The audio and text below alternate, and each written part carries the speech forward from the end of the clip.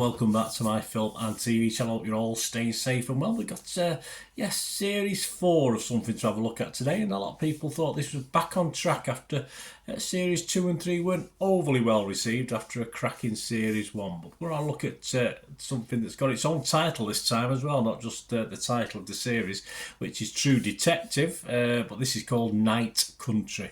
Please, if you're new to the channel, push that subscribe button, push the bell notifications, everything film and TV reviews like this, previews, lots of information, vlogs, lots of different things on the channel. Check it out, check the channel out. You will see things on my football team, Manchester City, as well. So if you or anyone you know is interested, give them a kick in my direction.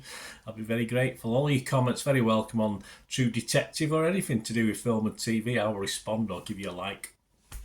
And if you did like the series or you like my feeble attempts to give you some information on it, give us a like as well, guys. That'd be very grateful for that. An anthology crime drama. I think we know where we are with this one, don't we?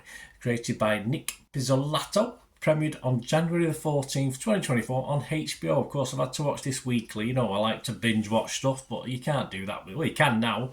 Check out where you can. But of course, I had to watch this one weekly. And it was over 6 weeks, so I had to wait 6 weeks. I'm a very impatient guy.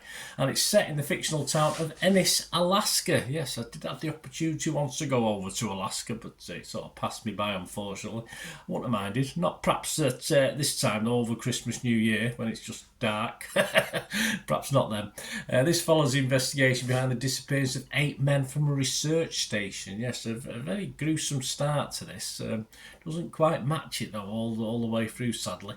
Got a great cast, of course. Jodie Foster stars as Chief Liz Danvers, Callie Reese as Trooper Evangelina Navarro, Fiona Shaw as Rose Aguino, Finn Bennett as Officer Peter Pryor, Isabella Starr LeBlanc as Leah Danvers, John Hawkes as Officer Hank Pryor, and many others as well. Yeah, there's a family side to this as well, as you'd expect. Perhaps not as deep as some in other series. The plot is started with the episode 1, of course. In the town of Ennis, Alaska, the 8 men working at the Tassal research station all disappeared, with only a woman's severed tongue left behind at the scene.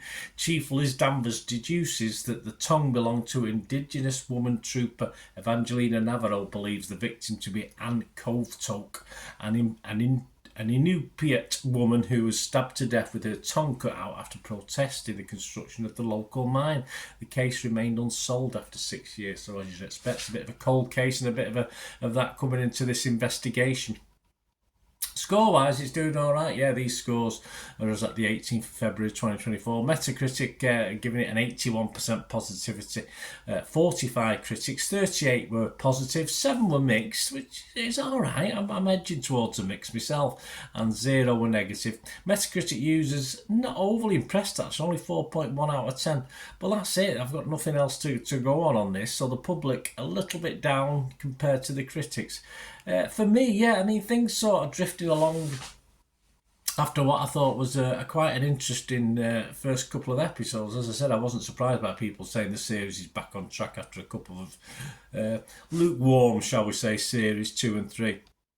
But it always remains watchable throughout. Of course, you've got Jodie Foster, who's always ultimately sort of dominates the camera when she's on it. And through episodes 3, Jodie sort of holds the story along, and you get to know a little bit more, a gradually drip of information. But for me, it just overall lacks something. And from perhaps episodes 4 and 5, just sort of be a little bit laid back a little bit. I want a little bit more to happen in those episodes, and of course, as you'd expect, when we get to the conclusion, episode 6, at least everything is put on the table. We can see what the hell's going on, which is, of course, but at times I wasn't that really bothered about it. I was on the edge of my seat waiting for the next episode by the time we got to episodes 4 or 5, which is a shame because it did start off very, very well. I think, mate, a lot of that as well is to do with the family side of it. When we're not investigating the crime, I just found the family side a little bit weak. And just by, say, episodes 4 and 5, by the time we got to what should have been a climax, it was all a bit for me. I wasn't overly impressed.